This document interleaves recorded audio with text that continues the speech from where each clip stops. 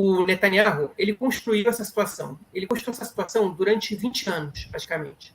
Ele construiu essa situação no momento que ele decidiu enfraquecer o Fatah, que é o partido que comanda a autoridade palestina, enfim, para que não houvesse perspectiva de um acordo por dois estados, para que ele não fosse pressionado por isso.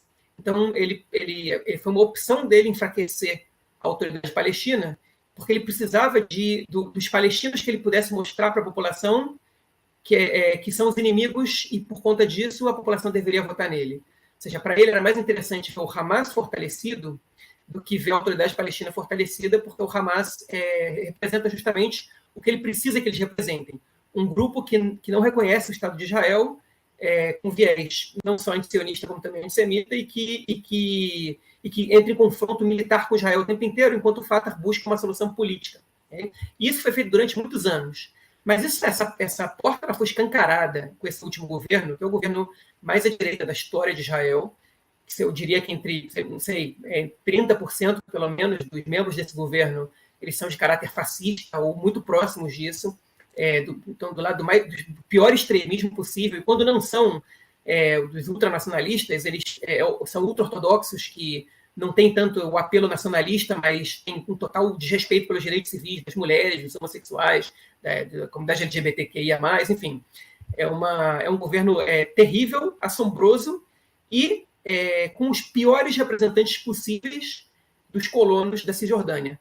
Os mais violentos, né? Porque entre os colonos você tem grupos moderados e grupos mais radicais, entre esses movimentos, que é o movimento à direita religiosa em geral, né? E nesse governo, o alto escalão desse governo conta com representantes dos grupos mais radicais dos colonos.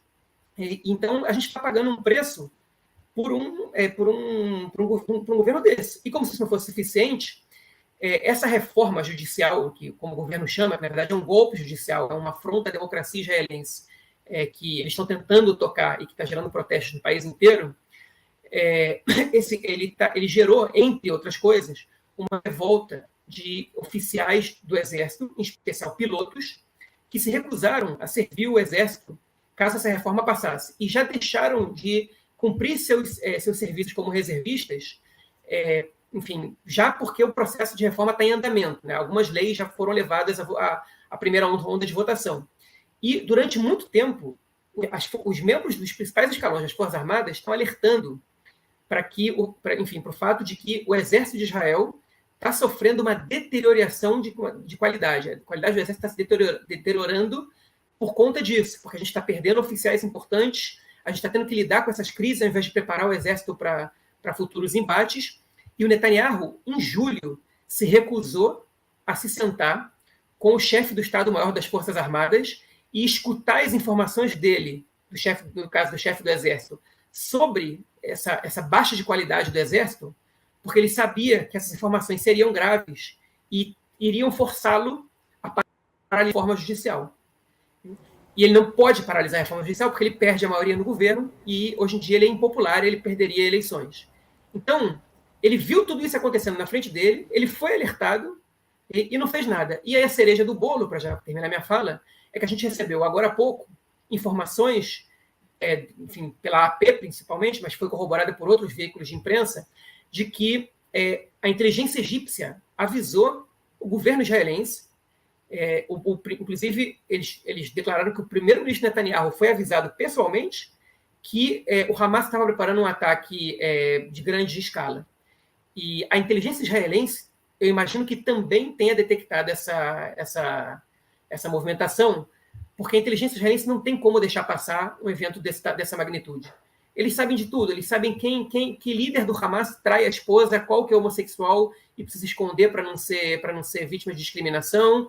Eles sabem tudo o que acontece. E não tem como que um evento dessa magnitude, que envolva tantas pessoas, não tenha escapado para a inteligência israelense. Só que a inteligência israelense a gente só vai saber depois qual foi a informação que eles deram para o governo. A inteligência egípcia, a gente já sabe. Eles alertaram. E o governo israelense optou por não atuar. Por que eles optaram por não atuar?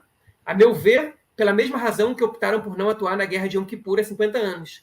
Porque acreditavam que qualquer ofensiva que eles pudessem realizar da faixa de Gaza não ia ser suficiente para abalar Israel.